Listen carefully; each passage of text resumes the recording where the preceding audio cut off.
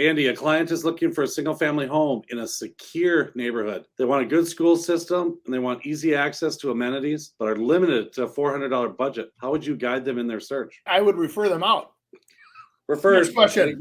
Next question. No, 400,000, believe it or not, is pretty hard to hit right now. When you want a secure neighborhood, I guess that is by definition something that would be subjective to the buyer. We all have a different opinion of what secure is, right? Like Nick's hanging out in sketchy neighborhoods and doesn't care and gets his necklace stolen and is still drinking beers with his buddies versus somebody else might say, oh my God, I can't believe that happened. And they'd leave the area immediately. So to me, good schools, there's great school districts all over the state of Minnesota. There's also some wonderful charter schools. There's bad and good. So if you take a look at some of these surrounding charter schools, it's, sometimes they're individualized into certain areas of study. If it's science, if it's, like we have Athlos over by here in Brooklyn Park, where it's a big academy for it says athletics. There's different themes there. So you could find a good school and you could actually, find a nice area. 400,000 is the challenge there, Chris. I think if that said 600, it'd be easy. 400 is tricky. I think, Andy, you had a perfect thing you said, and you asked about a secure neighborhood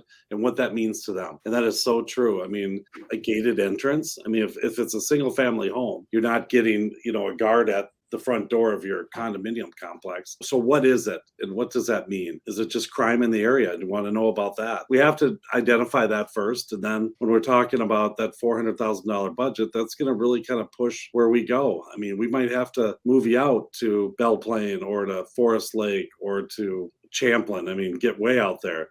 I don't know if they can hit their budget at 400 in Champlin anymore. Yeah, it's tough. I know. That was a joke.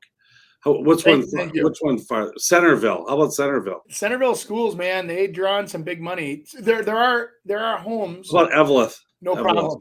Okay.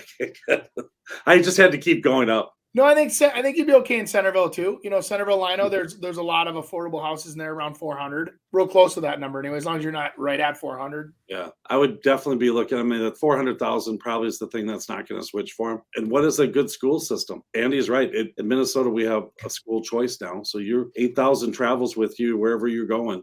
And so these schools could become more of a business. I mean, they have to be to stay in business. Young families looking for a home in an up-and-coming neighborhood. What is an up-and-coming neighborhood? Explain the risks and benefits of buying an area that is still gentrifying. Like you look at some areas like down on Washington Avenue where that was industrious, kind of a business-orientated area. And then they started converting some of these warehouse and old factory buildings into condominiums and businesses and restaurants and became kind of a pocket. To kind of play off what Andy just said, you're looking at something and trying to figure out, hey, is this going to end up being something that people are going to buy into? Because if they don't, and you're in the middle of a bunch of factories because the first thing didn't turn out well, I mean, you're not going to do very good on that place. So, and sometimes it's moving out of town.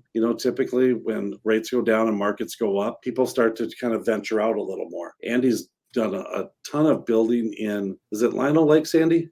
Yeah, Lino Lake, Centerville. It's kind of taking a chance as you're moving out there. And at the beginning, maybe 5-6 years ago, there's development land where he's trying to get